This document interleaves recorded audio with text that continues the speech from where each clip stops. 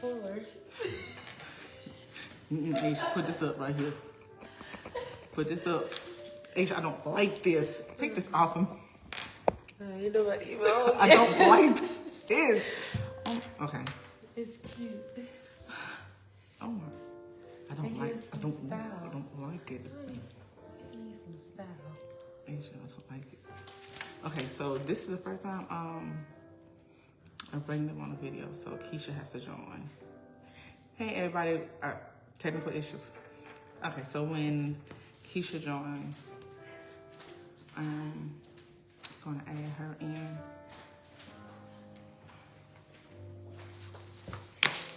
I'm taking this necklace off. This looks stupid. I know, but okay.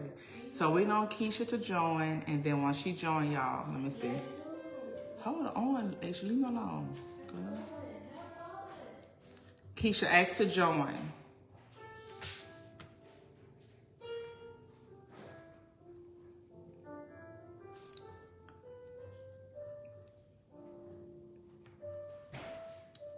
Okay, where's Keisha?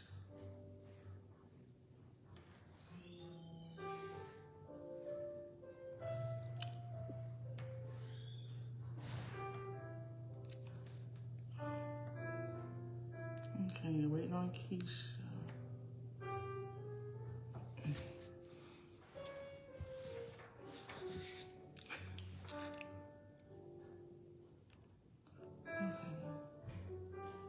Is Keisha on here? Her name is Kay. Y'all see her?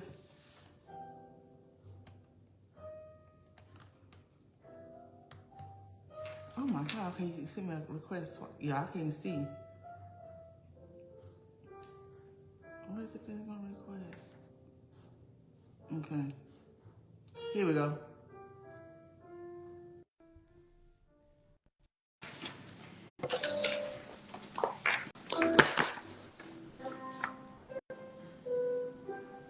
Is it adding? Yeah. Hey, Keisha. How are you? I'm doing well. How are you? I'm so sorry.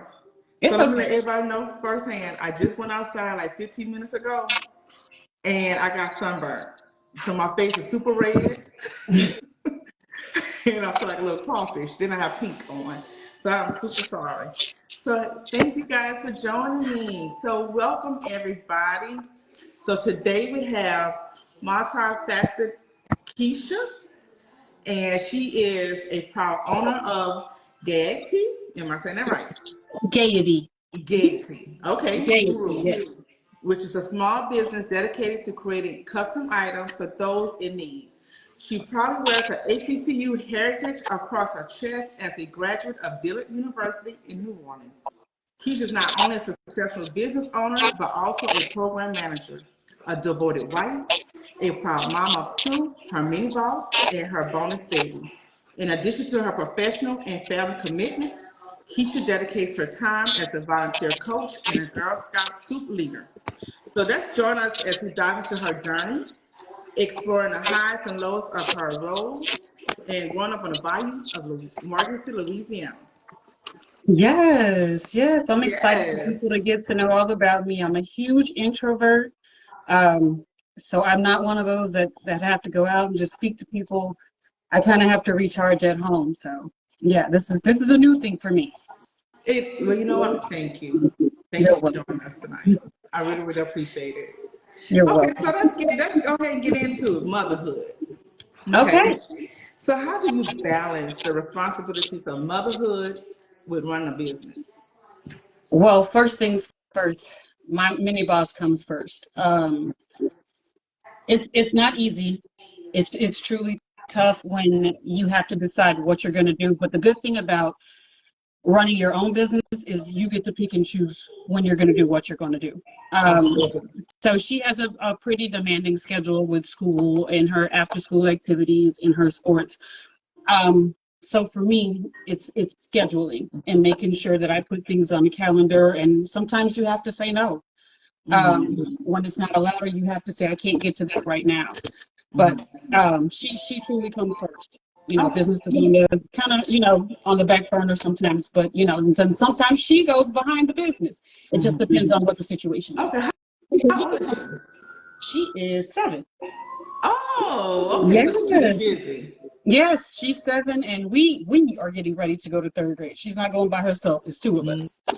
Start testing. Yes, yes. Yeah. So you ready for that? Well, you know what? She's at a small private school, so they don't have to take the STAR test. Oh. They do like an achievement test, but it's not the STAR testing. So we don't have to deal with those stresses just yet. Because that could be stressful. Yes, That could absolutely, be very stressful. absolutely. Okay. Well, that's good. Do you want any more kids? No, no, no, no, no, no, no. I was blessed with a bonus baby, and then I have my mini boss, but no. I'm done. It's a wrap. Did she help you with your business sometimes? You know what? Yeah, with the packaging and stuff, and she likes to play in my vinyl. It depends on which piece I'm using. But yeah, she likes to mess with my stuff. But then she's like, well, I need to start my own business. So I was like, well, that's kind of inspirational for her, watching me do my thing. And then she's like, well, I can do this too. I like that. I like Yeah. that because she look up to you. At that age they're vulnerable. They're like sponges. They soak in a lot of what go around them. So they see mama don't have a business, they're gonna have a business. So that's the Yes. age to be a sponge, and they just soak up, your knowledge. I like Yes. that.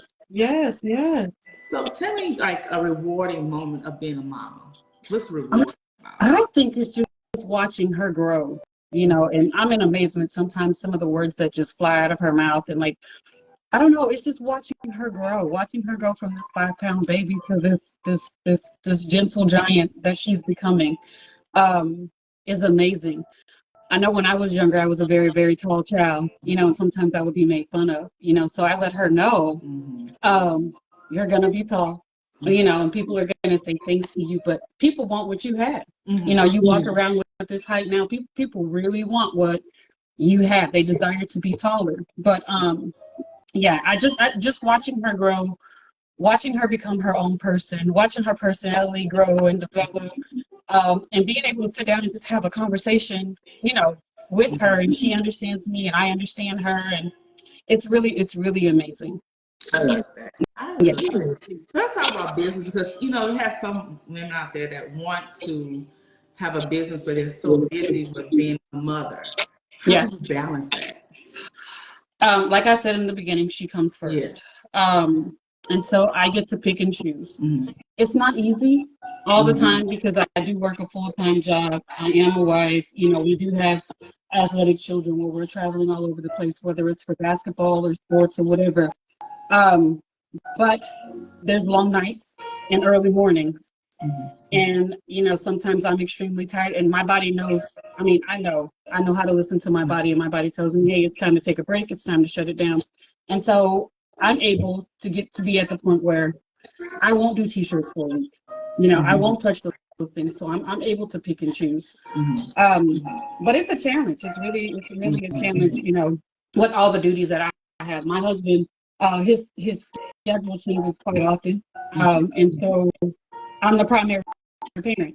So when it comes time to be the primary parent, you're dropping off, you're picking up, you're running to extracurricular activities, and then you work for somebody else, but then you also come home and work for yourself. And so I don't know how I do it, but by the grace of God, I'm willing to push and get things done. So what made you want to start the business? And what led you to start making t-shirts, being that creative space? What enticed you? What promoted you to do that? Well, before I had my daughter, I was a high school basketball coach, right? So that was my outlet. Me being a basketball coach was my outlet, being able to be in a gym, do something that I love. And then when my daughter was born, my husband was promoted, my daughter was born. And so my daughter would be with me on the sidelines while I was coaching.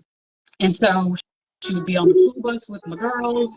And then after a while, I was like, this is just absolutely not fair to her to be transported all over the city of Dallas, getting home late at night. It just wasn't fair to her. And so I decided to stop coaching.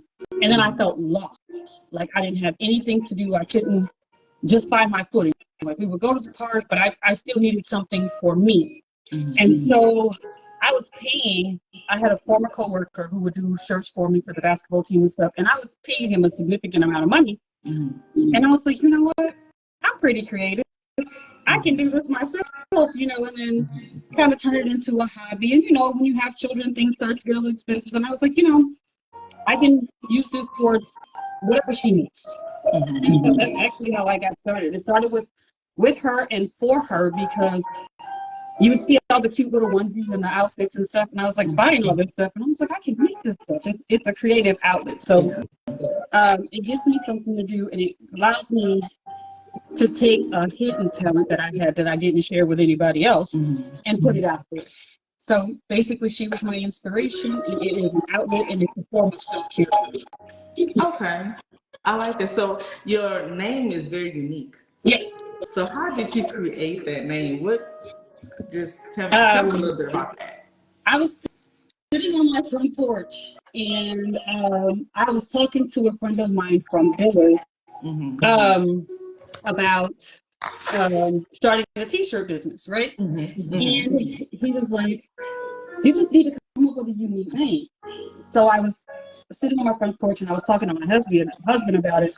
And I was like, I want something that's kind of catchy that nobody's ever heard before.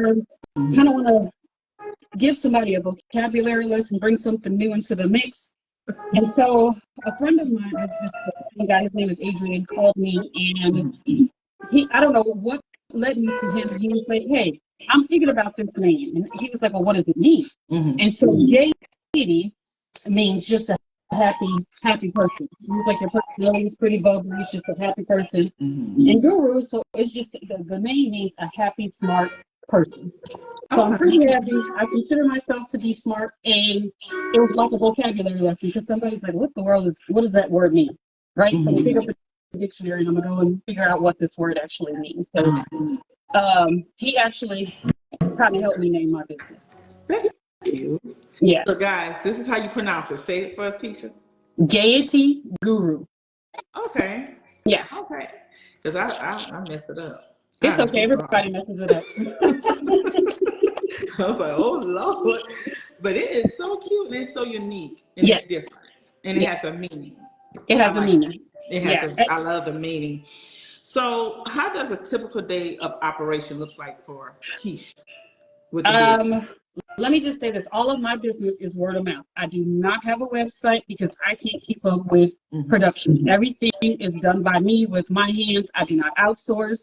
And so I have to be very wise or strategic when I take orders or whatever it is. Or somebody may just fly in on a whim and say, hey, I want to order this. Can you do this? And I'm like, yeah, sure. And so a typical day is I work a full-time job. I come home, I cook dinner, I help Linda with her homework. We go to sports, and then I'm upstairs in my office usually from maybe 10 till maybe about 2 o'clock in the morning.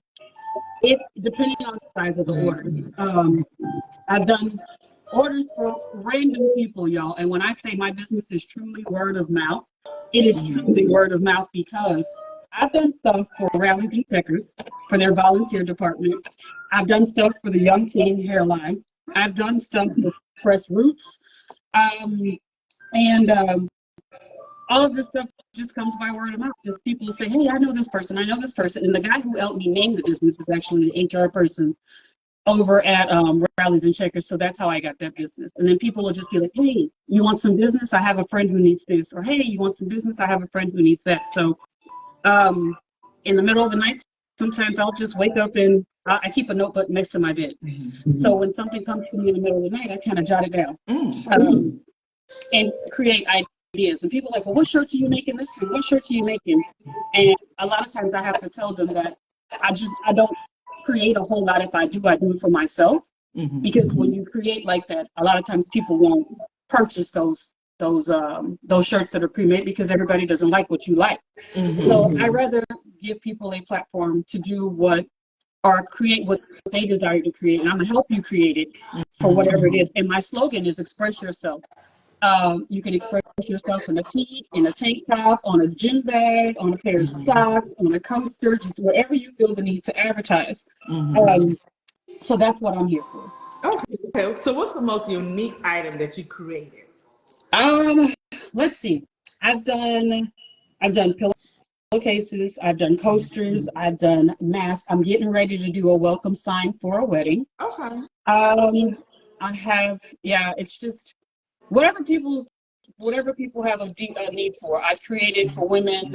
It's this group called Women of Vision, and they wanted like bags and coasters. They wanted everything to match and to be in unison. And so I've done that, but I haven't gotten any really, really strange requests. But the welcome wedding sign is going to be something new Okay. for me because it's working with acrylic. So I'm open to a challenge. It may take a while and it may frustrate me, but I'm all about a growth mindset. I don't want to stay stuck in one space. I like that. I like that. So do you have any items that's near you that you created, like anything that's by you that you Well, want to yes, share? I just created something for you today. Well, Oh, I what you have this got for this me? I program like a good gift. that I'm wearing, and so I created something for you, and Oh, it's just oh, it's a jersey, y'all look at that. and it has your deal on the back. And for How any of our friends that are cute. watching, you have a chance to be gifted a HBCU t-shirt or a bag. Oh, so you're giving that away today? Yes. Show it to us one more time, Keisha. Okay. So the shirt looks just like the bag. It's just a white t-shirt. And here's the HBCU bag. made. So y'all see that, HBCU. right? Yes. If you went to HBCU, just put it, I did, in the chat, Yes. in the And so comments. the shirt, it's already packaged and it's already in the bag, but it looks just like the bag. And then I Miss like Angie that. for helping me to promote my business and bringing me on her live. She's got Let's see if her anybody went to HBCU yes, that's you looking right now. and then That is cute. so yeah. I like that. That's Thank you, man. cute. That's Thank cute, you. cute. Thank you. You're gonna look Okay. great in it too. I can't wait. Yes. I cannot wait. Oh Yes. my goodness. So let's see. Could you share some success stories that you had, like the trials and tribulations? Oh man, in the beginning it was rough because Oh, what happened? yeah, well, I mean, it was rough because you're learning Mm-hmm. how to do systems, like create, how to put these Mm-hmm. things into place. I didn't know what a SVG was, a PNG, and all these things that you need in order to create and cut these designs. I didn't know what sublimation was. I didn't know, so I had to do a lot of research, right? So it was a Uh-huh. lot of trial and error. And in the beginning, my name was not Gaiety Guru. It was probably typed in T's for my daughter. And so I was Okay. like, no, she's not going to be a toddler forever. So you've got to kind Mm-hmm. of, bring it to where everybody can purchase, not just people for Mm-hmm. um, toddlers. So I went through that. And Mm-hmm. then I just learning the system, and figuring out how to break down a graphic or, design a graphic, and then figuring out where to get these supplies, right? And then I was running myself crazy because, we're neighbors. And so from driving where I am all the way to the other side of town is crazy being stuck in traffic. So I had to figure out the logistics. Like, how am I going to what brand of t-shirt am I going to use? Just to make sure the I quality had was to, good. yeah, I had to figure out what vinyl was going to work because in the beginning I started working out with vinyl. I had to figure out what vinyl was going to work for me, what wasn't going to work for me. And a lot of it didn't. And sometimes I would make a shirt and then I was like, no, I don't like this, And so you'd have to scrap it and start all over. And for me, I'm very meticulous with what I do. I'm not going to give you Mm-hmm. a product that I wouldn't put on my body, right? Mm-hmm. And so it was me being up and working to try to perfect things. So it was a challenge. It was a lot of late nights. It was a lot of early mornings, and some days it was just like I just too tired to move, too exhausted to move. I get frustrated, but I know from being in the counseling profession, sometimes you have to step away and then come back and figure Collect it your out. thoughts. So Yeah. yeah, in the beginning, it was a matter of trial and error, which everybody's going to go through, whether it's life, whether it's in your profession, whether it's with a business. But you don't give up. You just keep working until you get it right. Yes. So what can you tell people who going through the try error right now? Like, what can you really let them know? Hey, you know, their business not booming. They want to give up. What can you? Oh no, Some you words don't of encouragement. give up. You keep pressing forward because eventually something's going to work out for you. It's going to be like a light bulb that's going to go off, and you're going to be like, you know what? All I had to do was something. It's going to be something real simple. But don't ever give up. Whenever you start something, you need to finish it, right? You just keep pressing towards your goal, whatever it is, because life is going to bring us trials and tribulations along with owning a business. Some weeks are going to be better than others. You know, some weeks are going to be slower, especially with a small business. If you're not promoting yourself properly, if you're not talking to people on a regular basis, it's going to be a slow start. And people that you actually think are going to support you are not going to be the ones that support you. It's going to be people that you don't know. It's going to be people that's going to bring you business from people that they know. Or it's just going to be somebody you're having a random conversation. I can't tell y'all how many times I've had random conversations with people in the post office, or if I've worn my shirt, you know, or if I'm at a conference or something like that. People are like, hey, where did you get that? And I'd be like, oh, I made it. And they'd be like, you make shirts? And I'd be like, yeah, here's my card, you know, call me, whatever. And so, yeah, and then my husband kind of has a big mouth. And when I say that, I mean that in the nicest way possible, because he's like, hey, my wife does t-shirts. Or if somebody mentions something, my wife does t-shirts. And so when I say it's word of mouth, it's all about you just talking to people. It's creating a relationship. And so whatever you do, don't give up. Just keep pushing forward. You're going to get frustrated. You're going to get aggravated, but step away. Step away for a little bit and then come back and continue to work. I like that. And I know you mentioned something like people who you thought would support you may not be the ones that really support you. Yeah. How did you navigate with that? Because at first, my feelings hurt, but how did you know, like, okay, it's okay?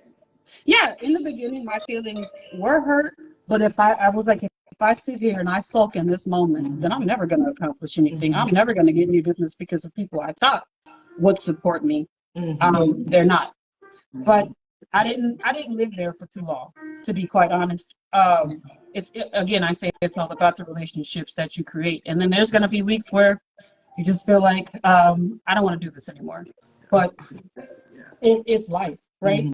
Right. You just have to move on, and you have to navigate and work and create those relationships for yourself, right? And sometimes, like you have your manifestation journals, right? Sometimes you have to put that in the atmosphere, you know, and it just seems like, it's like, okay, sometimes I'll say to myself, okay, business is a little dry this week. And then, you know, maybe an hour, 2-3 hours later, somebody's like, hey, I have an order for you. You know, so sometimes it's just speaking into existence. Hey, I'm going to get 20 orders this week, right? And even if you don't, guess what? If you made $5, $10, then guess what? You still were successful in your business in that week. So you don't need a whole lot. You know, you just continue to work, even though somebody's going to need something from you at some point. I agree with that. I totally agree with that. Yeah.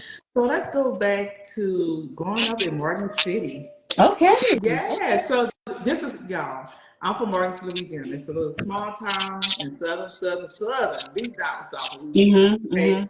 And so the bayous, the swamps. And so Keisha is from the same town. Yeah. Yes. Yeah. So how did you like growing up in Morgan City? I actually liked it.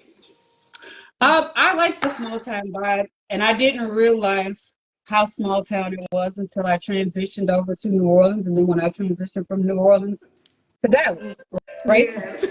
So, I mean, I loved it. I loved that we had a close-knit community. Everybody watched out for everybody. People would call you and tell your mom or your daddy if you were somewhere you weren't supposed to be. And I like the community aspect of it, the closeness, and the connection. Yeah. So, you know, growing up in Morgan City, did you take anything from, you know, the culture and implement it into Dallas, like your business, and, you know, just kind of gave that little swing, a little flavor when you got to Dallas? Be it that I didn't start my business like right away. You know, I looked at Jared Shinneberg and some of the stuff that he was doing, and I made connections with Jared, and I talked to him a couple of times about what he was doing, how he got his stuff started out. We would meet up at family functions or something, we'd run into each other, and I would just ask questions. I guess the most important thing is just picking other people's brain who are in the same business as you are. And so he shared some stuff with me, and then it was just learning. But as far as creating, I haven't created anything. Like, I've done some Mardi Gras stuff for like a local Mardi Gras crew at home. But as far as creating, stuff specifically for Morgan City, no, I have not. No, But if anybody like the wants to culture, like Mardi Gras T-shirts or yeah, Fleur de Lis, yeah, So yes. yeah. I mean, I've done a couple of Saints jackets. I've done a couple of jerseys, some coasters, and then my aunt and a few of her members are a Red Hatters crew. So I've done stuff for them in that regard. And people will come to me for Mardi Gras shirts during Mardi Gras season because we can't get that stuff here. You just can't walk in the store and buy a Mardi Gras shirt off the shelf. So you can. So anybody in Dallas that need a cute Mardi Gras shirt, did you do a Mardi Gras shirt for me? No, I did a Dear Ancestors shirt for you, but I did post some Mardi Gras shirts on my Facebook page, which is Gaiety Guru, and then on my Instagram, which is also Gaiety Guru. Okay. Yeah. Because Mardi Gras is in a couple months, so we're gonna need some of these shirts. Yes, absolutely. And that Dear Ancestors, that sweater. I gotta tell y'all the story. I sent her a picture and said, I want this. I saw it on Facebook. She created it immediately, right, y'all? And when I went to Chicago with that shirt, the Dear Ancestor shirt, it got so much attention. They're like, oh, I like your shirt. I just gave your information. I'm like, she mail. Yes, I do ship. She mail. And like, that shirt is cute, but thank you, because I have a couple of black shirts, House of People shirts, and I really, really love them. So I appreciate it. No problem. I really, really appreciate it. And if y'all want to know the shirt, I'll find it and I'll post it. I think I took a picture of it. With it on? Yeah, I think it's on my pages as well. Okay. Yeah. Okay, so you'll see the Dear Ancestors one. Yeah. You'll see. So anything else about your business that you'd like to share? Anything coming up, that you'd like to let us know? Any new project? Am I working on any new projects? No, because I take them in as they come. I do trial and error. Now listen, I just did some work for the crew of Sheba. I did some bags for Michelle Washington, and then what else did I do? Oh, they were nice. Some bags the for Sheba bags. They were really nice. Yeah, they're huge. They're spacious. You can carry a lot of stuff in them. Yeah, I'm like, those are cute. Because my friend Judy got a crew of Sheba bag, and she told me, I'm like, okay. I didn't know what Michelle got it from, but they were real cute. It's right here, girl. And then I just did some work for Stacia Harvey. So it's like a hometown connection, even though we don't live home. For Stacia Randall from Berwick, I did her Black Women in Hospitality bags and some shirts that she displayed at Essence. So you may not know it's my work, but it's my work that's, all over the place. So your work was at Essence? Yes, ma'am. Yeah, say it again. It was at Essence. It was at Essence. That's down in New Orleans. Okay. Oh, so y'all, her work is great quality. I'm letting you know now. Yes. I have a couple shirts from her. A sweater. No, not a sweater. What was it? A pullover. Yeah. So great quality. So her work was at Essence. Let's keep on going. So that's about pricing and, like you said, you do more word of mouth. So I noticed that you don't post your prices. So tell us why. It's not that I have anything to hide, and it's not that I'm giving different people prices off of my needs of money. Okay, I've seen the stereotype kind of floating around Instagram and Facebook, but there's a reason I don't post my prices, and the reason that I don't post my prices is because when you're getting a customized item, right? I don't know what it's going to cost because I don't know what you want. When you send me everything, and it goes according to size, it goes according to the products, the materials that I have to use. But what you're really paying me for is my time, right? So if I have to design something for you, if I have to go, way across town to get something, there's a reason I don't, because everybody's price is not going to be the same. You can't give somebody a $20 like this T-shirt, this HBCU T-shirt. I can't give you, if I charge you $20 for this shirt, I can't give somebody who wears a 2X the same price, because the cost of the price is going to shift or differentiate, right? Yeah. So when if you inbox me, because like I said, my business is word of mouth. If you inbox me, I will respond, and I'll tell you a price, and my work speaks for itself. You've worn my clothes, right? My sweatshirts don't shrink. My T-shirts don't shrink. They don't fade. They're not going to come apart. I mean, I have people that are wearing shirts. I started this business in 2019. I have people who are still wearing the shirts that they got in 2019, right? So it's top quality. I'm not giving you some raw gilding type T-shirt. You're getting a very, very soft T-shirt. And more importantly, you're getting something that's handmade, right? And I'm not going to give you something that I'm not going to wear. So I think that's what's important. So, no, I don't post my prices online. And as a matter of fact, people have actually told me my prices are too low for the quality of stuff that we're getting, and what we're getting. The prices are too low. But I feel like, sometimes I think about the mother who wants to provide something for their children, a nice gift or a sweatshirt or whatever it might be.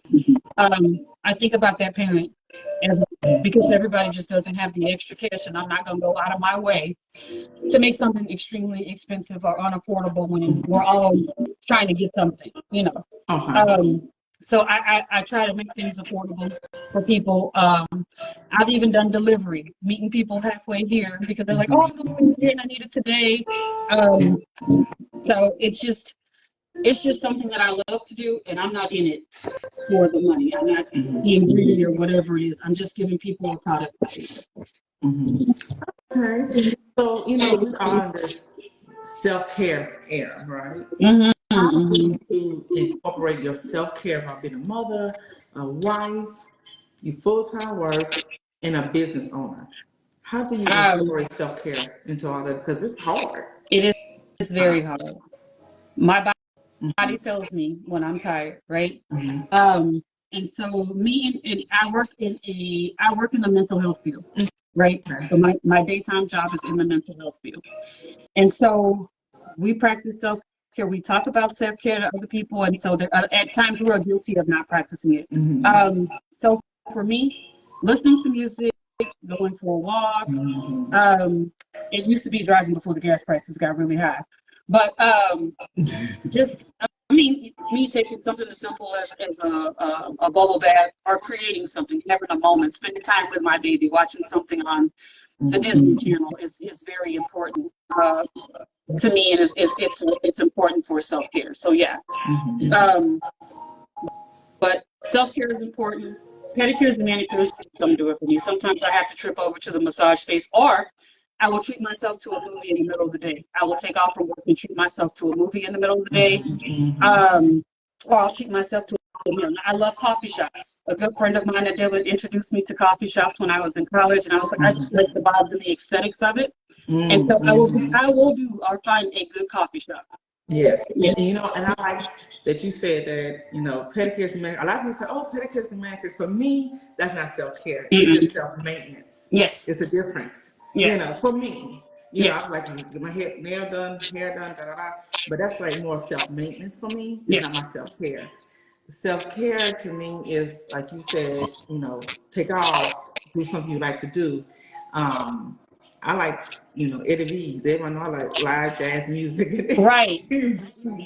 Just going there and sitting there and eating my favorite dishes. I don't care if the bill come up to whatever amount. I just have to. That's my self-care. And maybe just sitting on my porch, drinking my tea. I like different herbal teas. Listen to my smooth jazz.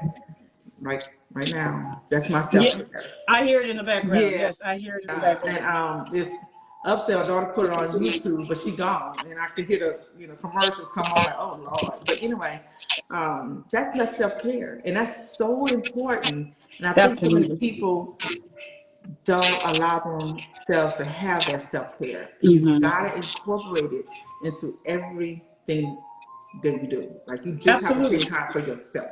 Yeah. because if you don't, no one else will for you. Well, I So, think you about know, this. You you can't have pour to, from an empty cup.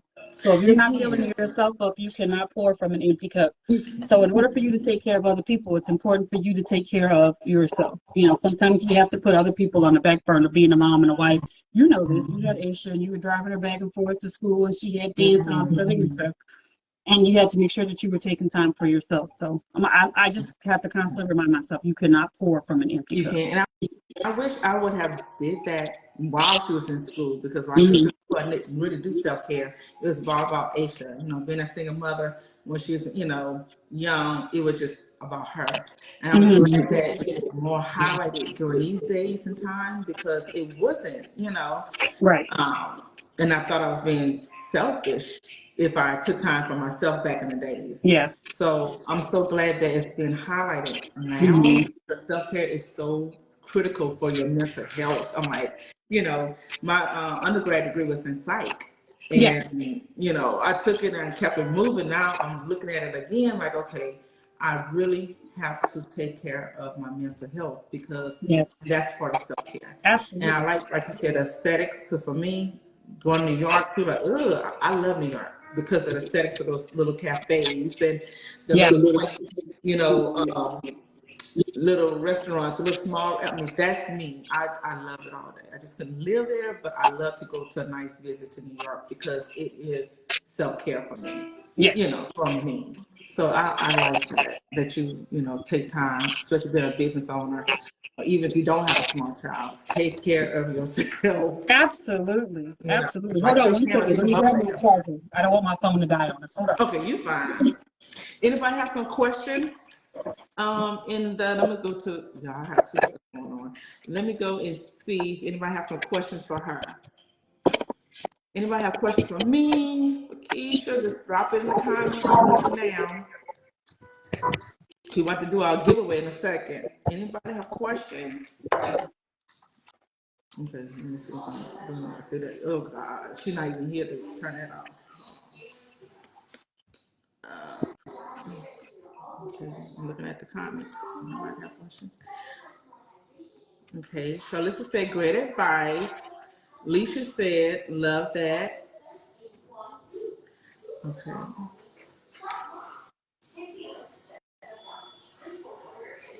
So what do you suggest for others who's on the fence about, starting a business?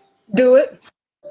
Don't be on the fence. Do it. What's stopping you? You know, Mm-hmm. sometimes you have to ask yourself what's stopping you. You don't Mm-hmm. know unless you try, right? Mm-hmm. So, I mean, if you don't succeed, um, Mm-hmm. how do you know what success feels like? You know, how do you know Mm-hmm. if you don't fail? How do you know what success feels like? How do Mm-hmm. you know how to go back and fix it? If you don't, Mm-hmm. if you don't start, you've got to start somewhere, You right? gotta start somewhere. Um, find out a reason why. Why do you want to do Mm-hmm. this? What's your motivation behind it? I can ask you the same thing, Angie. You run a business, right? Mm-hmm. Okay. What's your why? And I'm sure Mm-hmm. yours didn't start off as successful as you desired it to be, or you had to work Not your at kids out all. first and foremost, right? Not at all. So there Yeah. were times that you wanted to quit too, right? So how Yeah. did you push through that? I can ask you the same question. How did you push through that? I push through it with prayer. Mm-hmm. Um, because sometimes I could be my worst critic and my hardest critic. Mm-hmm. Because I think sometimes I get in my own head and say, I want the now, or why Mm-hmm. it's not successful now. I put all my all into it, and it's not Mm-hmm. what I need to do. And I think everything's on God's time. Yep. And so when I started having those blistering feelings, I'm Mm-hmm. putting that thought into the universe. And so I'm like, okay, I had to kind of reinvent myself and start Yes. thinking differently. Mm-hmm. So, I could go through, a long time talking about that kind of stuff. That's my passion. And so, um, when I get into my own head, I have to learn how to surrender. Yeah. And I think for me, surrendering could be the hardest thing, Mm-hmm. because when you surrender, you gotta really surrender it. Yeah, you do. And so when I give it to God and said, I can't do it, God, without you, I surrender my business because I want it to be X, Y, and Z. So I think when I sit back and surrender and I have to wait and, meditate and hear his voice, and when Mm-hmm. his voice says, move this direction, I did. Yeah. Like I have a blog and it was funny the other day. And I was like, nobody looking at this blog. You can see the views. And I heard the voice of God say, write about this. And it was on my chest. And something, when you're uneasy about something, that's when you Yeah. pay attention. So I wrote about it. Phew, I had a whole bunch of views. So Wow. when you surrender it, that's Mm-hmm. the hardest thing for me. Yeah. And then I had to learn how to do that. So that was my answer, just surrendering it Mm-hmm. and getting it to him. Yep. Yep. And That's that's true. That is yeah. so true. Well, Mhm. thank you for sharing that with us. Because I mean, you don't think about it, but people really need to hear that because Mhm. social media will make it look like, oh, they have it all together. They're doing this, they're doing that, and it's sometimes it's really not like that because we show you the shiny Mhm. part of the apple, but we don't show you the backside of the apple that's been bitten out of or Yeah. it's deteriorating or whatever. And Yes. so, yeah, Yes. um, I don't show you when I'm up late at night. I'm shedding a tear because I can't get this thing to cut the way I desire it to cut, or just something's not going Mhm. right. But we all Mhm. have trials and tribulations, and it's a testament. I think we had two questions. Mhm. Oh, we do. Yeah, I Okay. think we had two questions. Do one day hope to do your business full time? Okay, so Alicia Cleveland from California says, um, do you want to do your business full time? And that's just it? Or will you Um, continue like to work? no, I don't want to do my business full time because my passion is counseling. Mhm. And so I'm currently working on my master's degree, and I'm 9 hours away from being done. And so I like to promote Black therapists. And so you'll see a lot of Black therapist t-shirts popping up here soon. And I think once I'm done, I'll engage in the therapeutic setting as opposed to t-shirts. I'll still do it on the side, or I'll pass it down to one of the kiddos and allow them to Yes. create or be creative with it. But I'll probably still do it on the side. But I think um, a lot of people, I just want to do counseling. That's where my true passion is. Well, Hmm. I need a Black life coach. Yes. Yes, so because I'm about to launch my life coach business this year. I Oh. was a certified life coach, been certified for 2 to 3 years, I think. Hmm. And I just didn't do the business out of it because I think I needed to get some healing done within me before Yeah. I could life coach somebody else. And Absolutely. so, I just, because life coach is more of not being a therapist. The therapist is more digging to your past, why you going through this, what Hmm. caused the root. And life coaching is, you know what you got going on, let's move forward. How can I help you move forward?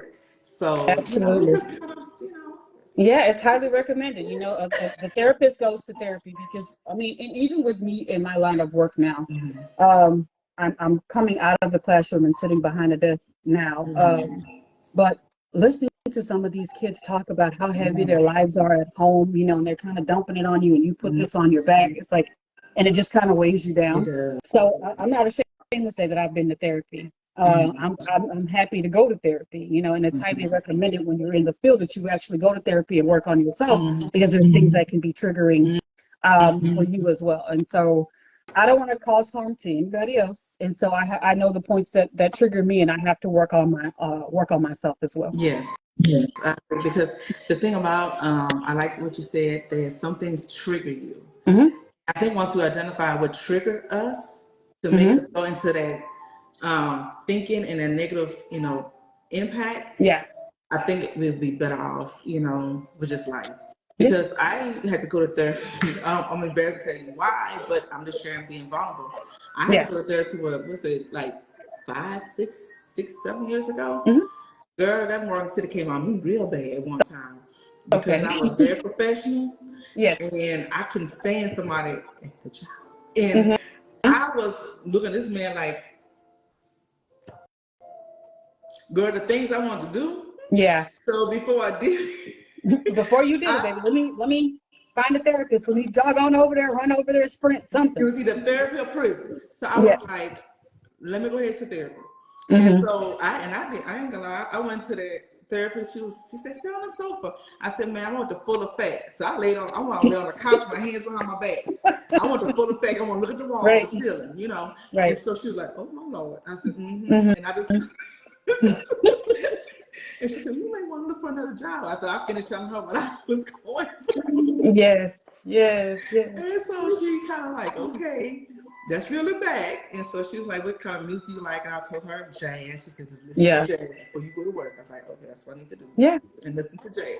And so Yeah. that's and that's how I started falling in love with jazz, because it's my outlet. So I tell Yes. everybody, find an outlet that you like. If you're going through something, find an outlet. Jazz Yes. is mine. You hear the jazz, oh, you may hear the commercials, because I don't have the unlimited YouTube Yeah. feed. I got the free version.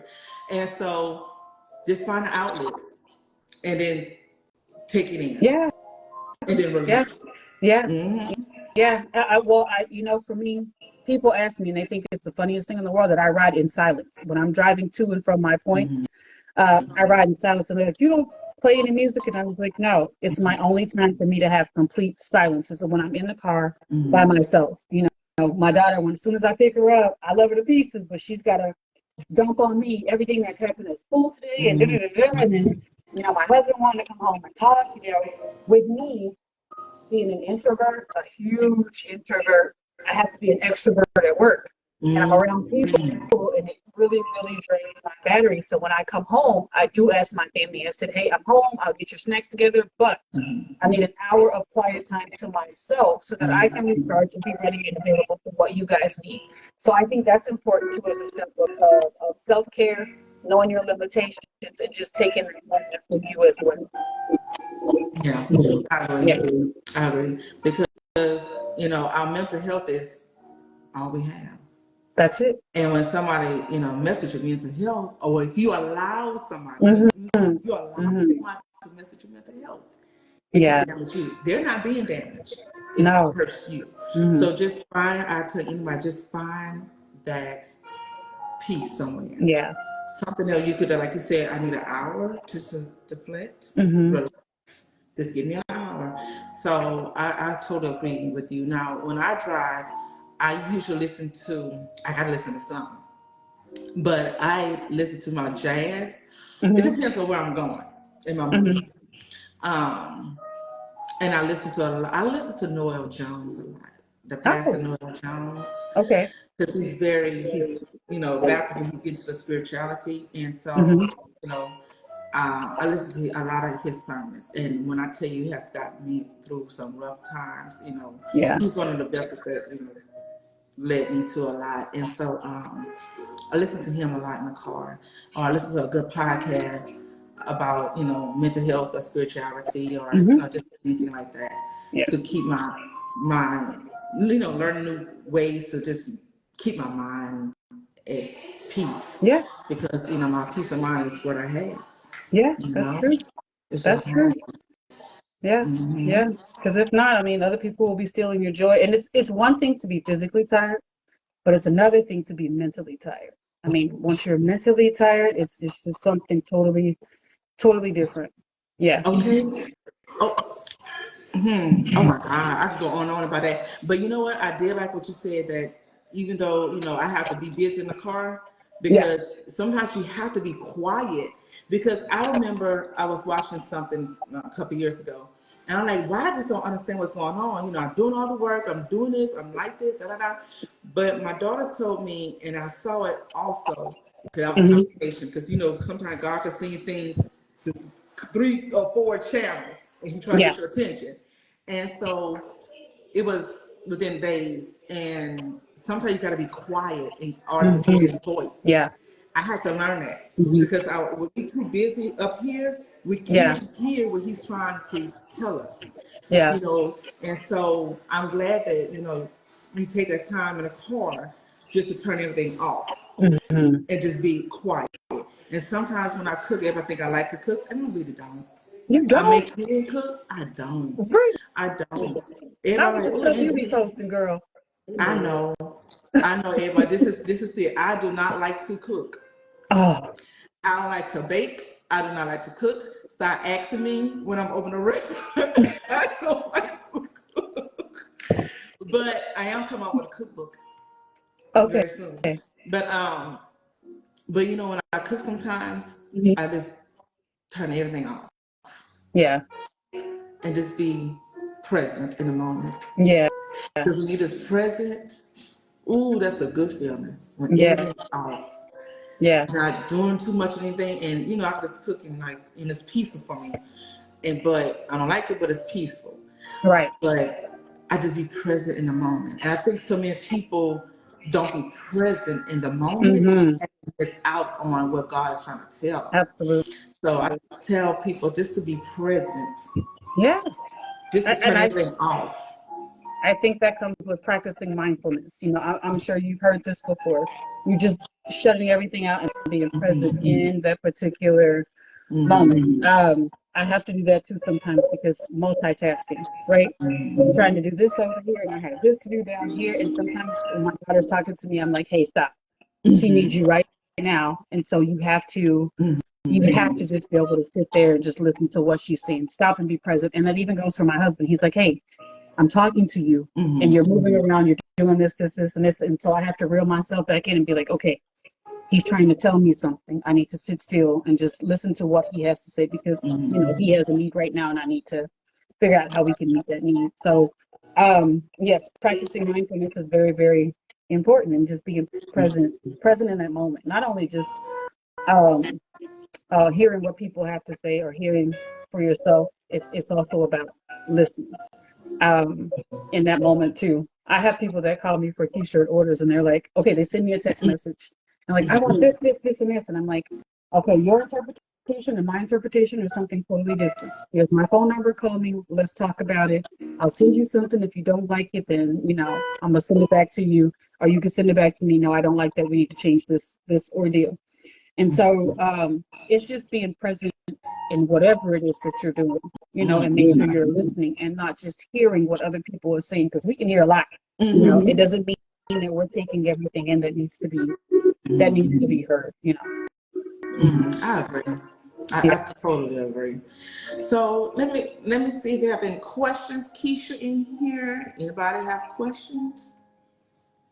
You see any questions? I don't see Now, any. I think Oh, Annie asked a question okay. about You see, I don't me see. working from home. I mean, and continuing my stuff inside the house. Oh, good. No, Miss What do Annie, you I have don't on think the I'll ever comment? move outside and branch off to other things. I think the cost of the storefront and all that other good stuff, it's just too expensive. It's just easier for me to do it at home, out of my home office. So it's just convenient. Yeah. And it's not something that's going to be full time. It's just something that I like to do, from a creativity perspective. I just like to help people out and make people feel good. And if it's something that you want to wear across your chest to express yourself, that's my mission. That's what I'm here for. I mean, if it's a vocabulary lesson, because sometimes I'll put stuff on there and it's people like, what does that word mean?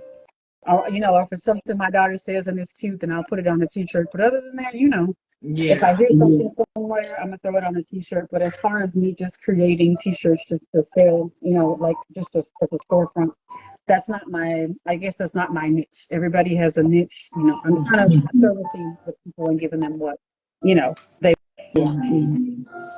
Okay. And it just gave you a heart. Okay. Oh, thank That's you. it. You So guys what have do been you so good love? tonight. What she said? I said, you guys, they've been so good tonight. The people that are They watching. have. I'm looking. I finally got to see the chat a little bit more. Yeah. Ooh, something I can't tell. Child, I'm about to get her. That's my girl, though. Do you, do you ever work branch outside your shop? Okay, Shalissa. Love it. Okay. Thank you, ladies, for commenting. So we're about to wrap it up in a little bit. And before we do, tell me something that you love most about living in Dallas. And do you think living in Dallas has a bigger impact on your business versus if you would live like back at home? um, Listen, I manifested this move. When I Mhm. went to that wonderful HBCU at Dillard University, and we would get on that bus and we would travel for basketball games. We played at Paul Quinn, and I manifested it. I said back then in 1996 that once I graduated from Dillard, I was moving to Dallas, right? And Mhm. so um, it's amazing how it's come full circle. So when you speak stuff into existence, you better be ready for it. And I'll tell you this too. I spoke this business into existence, and I wasn't ready for the first couple of orders that I received. And I was like, well, God, you said when you speak stuff, you better be ready Mhm. for it. And I wasn't quite ready, but you know, it was a task that I couldn't handle. So Mhm. needless to say, when you want something, you speak it, you better be ready for to receive it because it's coming your way, especially if you believe there's no room for doubt. Mhm. Um, so Dallas life has been good to me. Listen, I'm an introvert. Again, I don't hang out, you know, everything. All of my interactions is through my daughter, Mhm. um, and work. You know, I have friends, like you live around the corner from me or whatever it is, but I talk to people and I Mhm. hang out where I can. And I have a lot of Dillard alumni here with me that we Okay, all keep in good. contact with. You know, we'll get together sometimes. And so I'm not alone. I have an aunt and I have a cousin here, two cousins here actually. And so I kind of have a support system as well. Mhm. Being a business owner, being a full-time mom, being a wife, you know, sometimes it takes a village. Sometimes you really, really need that village um, to help you. Um, and so just finding the right people, getting the right people in your corner is very, very important. As far as business from home, being in Morgan City and being a small business owner in Morgan City and Dallas, I do things for people at home as well. So Mhm. I think it doesn't matter where you go. It's all about the energy and the spirit and the positive vibes you put out there. Because I ship, I've gotten orders from people in California who was just scrolling Facebook and said, "Hey, can you do this? Or how much would it cost me to Mhm. do this?" So, and it's people that I don't know, you know, and I Mhm. respond. Or if it's somebody that's just, you know, out and about, or coworkers, like I have another coworker who works for Mary Kay, and she's a virtual assistant for somebody for Mary Kay, and she's like, she's needing T-shirts. Would you be willing to take this job for her? And I was like, yeah, sure, you know, no big deal. So that's how my business comes. So I'm not one for doing a whole lot of Mhm. advertisement, but I think when you put your quality of work out there and other people see it, they want to know where it comes from. Yeah. You know, they see your work, you did an amazing job with this. Can you do this for me? Yes, absolutely. Mhm. And, you know, if it's something outside of my spectrum, then I have a person that's a go-to person that backs me up when I can't do something that somebody needs. He's able to do Oh, it that's for me. Yeah. So good. if I can't do it, I know somebody that actually does. So, but yeah, I mean, Morgan City was great. Morgan City is still great. I like going home. I do Half too. the time, people don't know I'm at home because I sneak in and I sneak out. I do too. Yes, yes. So, but yeah, people from home have been good to me as well. So it's not just people in Dallas. I have an array of people where I get business from. Yes. No, let's before we get off, let's talk about HBCUs for a Okay, second, okay, okay? yes, Yes. So I know you love yours. That's not what I love mine. yes. And so, what prompted you to going to an HBCU? And Um, I'll tell you why I went to one. okay. Well, I had first of all, I went on a scholarship, and I Okay. had a full scholarship, a full ride, and I had four places that offered me. Three were HBCUs, and one was like far up north. It was the University of Indiana, Evansville. It was Southern University, which was offered me a volleyball and a basketball scholarship. It was Dillard, and it was Xavier. And um, I had a family member previously who attended Dillard, so we would be on campus with her sometimes. Um, but I think because we went to a high school that had a mixed population, it was majority, you know, Caucasian people. Um, I don't, I just wanted to be amongst my people, you know. It's a different feeling. You know, when I went to visit certain schools, I just didn't get that vibe. Yeah. Like, and Yeah. not to knock Southern at all. I was offered a dual ride for volleyball and basketball. And so I was like, as an athlete, I was like, so when am I going to have time to be a Mhm. student if I'm playing both sports? When am I going to have time to be a student? So that didn't sit well with me. And when I played basketball, we would practice on their campus, and it just didn't feel right with me. You know, when you go to an HBCU, you have a certain feeling when it feels like home. So then I went to Xavier, and Coach Janice, she's deceased now. She died from breast cancer a while ago, but she made a huge impression on my basketball career, right? And so I went there, I tried out, you know, I made the team, and Xavier just wasn't sitting right with me. It didn't feel right. It didn't feel like home. And so when I got to Dillard, it felt like home. I knew I was home.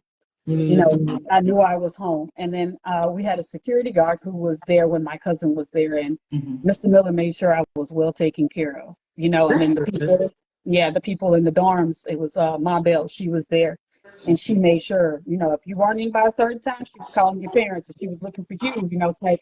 And I think that's what HBCU do for us. They love on us. They know when something's not right. You know, you're not just a number, you have a name there. And I think you create lasting memories, friendships, and just, you know, it's family. And you could be away from each other for years. And then when you see each other, it's all love. And so I think for me, it was just a huge experience that we are, as Black people, are beautiful. We can get along. You know, we can flourish together. We can build things together. I just love the feeling of the HBCU. Yeah. And with me, like you went to Morgan City High, I went to Catholic school. And you know, back in the days, they really have us. And so now I think they have a lot now. But back in the days when I was there in the early 90s and late 80s, it was like a no. And so I started at Maine Christian School for middle school, Little High. Then I went to Central Catholic. But girl, the racism. And in Maine Christian School, I was the only little Black girl, the only Black person there. And with me being now, back then, I was an introvert. I was shy. I was extremely shy. I was a complete introvert back then. And I feel like I didn't have a voice, you know, because I didn't know. I didn't know, you know, you hear about racism and that being that young and being from the South, you hear about it, but I didn't actually walk into it I was walking into it until I got older, if that makes sense. Right. And I was like, and now I'm more powerful people. Then I'm like, wait a minute. But I remember going to Central Catholic, and I don't want to say the school, but Central Catholic. And, okay, let me go back. When I was at Emmanuel Christian School, oh my God, the racism was real. But I remember I had an elderly lady. She was real old back then. She probably gone now. But she was so racist. And I remember we had a spelling word. You know how I had spelling words, and one of the words was Negro. Oh. Yeah, Negro. And so, you know how you say the word, spell it, using a sentence, and say the word again? No, back then. And so the word Negro, and she used in a sentence, she bent over and she said, you better get your education to the small little classroom, because these Negroes is going to pass you up. Oh. And so I felt small. I felt like shame, because I was shy already in 7th grade, only child. I didn't know how to feel. I was just, and everybody looking at me, and I'm like this. It's a little small classroom, probably the size of my kitchen. And I'm just like this. And it hurt because I was ashamed. Like, they're looking at me, not ashamed of being Black, but just ashamed. Like, they're looking at me. I didn't feel pretty. I didn't feel cute. Because all the other little, you know, was telling each other how pretty they are. And it was like, I'm just sitting here. Went to Central Catholic. I had a little bit more friends then, but you know, and I was tired of that. Yeah.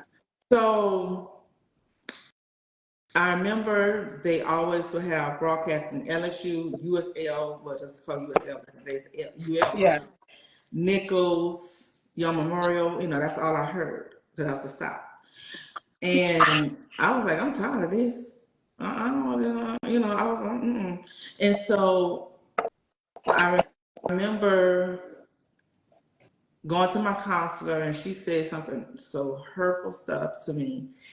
And I was just like, okay, I don't know what to do, Mm-hmm. And so I remember, thank God for Bill Cosby with the HBCU, Mm-hmm. with different world is a Yeah. different world, and so I'm glad that he had that outlet for us, for Yes. people like me who was stuck in this Environment. Yeah. environment. And Mm-hmm. when I saw the different world, I want to go to a black college. And it wasn't saying HBCUs a lot, they would say black college. Right. And so I remember TLC video came out, Baby, Baby, Baby, and somebody had a Grammy shirt on, and someone else had a Grammy shirt on. I think Tupac or one of them had a Grammy shirt. I'm like, I don't want a Grammy. And I'm like, Southern's too close to home. I'm on my day strict. So I'm going to go a little further. Yeah. And Yeah. More. so I was like, but thank God for a different world, Yeah. because it gave me hope. And when I touched down at Grambling State University, Mm-hmm. baby, I say, here's a whole bunch of Negroes, okay? I was proud to be a Negro. And Yes. so that is where I found my voice. Yes. That is where I was so proud of Yes. becoming something that I felt was shamed Yes. and looked down, was being made fun, my looks, I mean, Yeah. it was just crazy. Yeah. And I probably like their daughter compared to how they're looking now, because, we don't crack. No. And so I was excited when I touched down in Grambling State University. Yes. I could go to my teachers are different. We need black teachers. Right. My professors were embracing. Now, they did the most. Yeah. Yeah. Absolutely. Sometimes they act like family, like, Yeah. you better come to class. Yes. And so, but I needed that care, Mm-hmm. I needed that. Yeah. And so when I found my voice, Mm-hmm. I knew I was alive.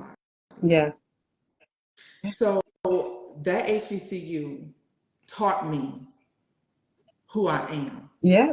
Yeah. It taught me my voice, how to Mm-hmm. speak, how to be proud. Yeah. So that word Negro, I was proud to carry. Although, Mm-hmm. we're African Americans, but you couldn't make me shame by saying Negro, because they had a whole bunch of us at Grambling.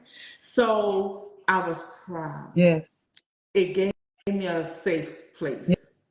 Yes. I kicked in the party. I have one of my friends from Grambling on here now that way back in the days, we did some things, okay? Yes. And so, heard the stories.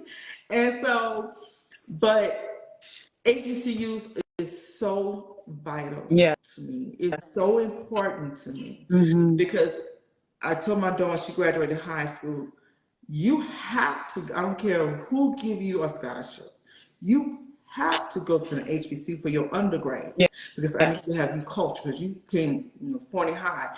I need you to understand Right. who you are. Yeah. I don't care if you got to stay in line 20 hours versus Yeah. 30 minutes at another school. I need you a culture Yeah. within you, That's so because it important. moves you. Yeah, it's so important. It's Um, very important. to get love from somewhere, and then you hear quotes that stick with you. I remember Dr. Clark saying, "You miss, you flunk. You miss, you flunk. You miss, you flunk." Mhm. Because a lot of us want to stay on the yard and party, and then miss class, and that's not the purpose. You're there for your education, first. And then, like you, I have a story about Morgan City. It opened my eyes, and I didn't realize what it was until I spoke to my husband. He's an HBCU graduate. He graduated from Texas Southern. And so I remember when I played bitty basketball Mhm. and it came time for all stars, right? Mhm. They would belittle us by making us lay on the table and measure us and then tell us, break our hearts by saying, "Oh, you're too tall to play all stars. You're too tall to play In basketball, right? all stars." Yes. And so that story resonates with me from home. You would see people, certain people would go to bat for you in that age. Like, how could you deny this child? She's worked this hard. How could you deny her this space or this opportunity because you're saying she's too tall? But I didn't realize that it was racism back then because I needed to push my child into this space. And I can tell you something, those kiddos that I played with, not too many of them went on to play college ball, right? Not too many of them got those opportunities that others of us have received. And so I didn't realize what it was until one day I was sitting here and I was telling my husband about it. He was like, how in the world are you too tall to play basketball? You see what it was just that small town. So I love my hometown, but I'm glad I got away and I was able, sometimes when we sit in a place too long, our mindset gets fixed. I can't do this, I can't do that. But the HBCU taught me it was time for me to get up and grow. You know what I mean? And stick with that growth mindset. Do we all get discouraged? Absolutely. Do we all fall short of the glory? Absolutely. But what that HBCU taught me, it doesn't matter what you face. You're gonna face some obstacles, you're gonna have some hills to climb, but guess what? You're gonna get knocked down, but you better get up and keep pushing forward. There's gonna be times when you don't want to do things, but you gotta get up and keep pushing forward. So yeah, I think that's part of my motivation too.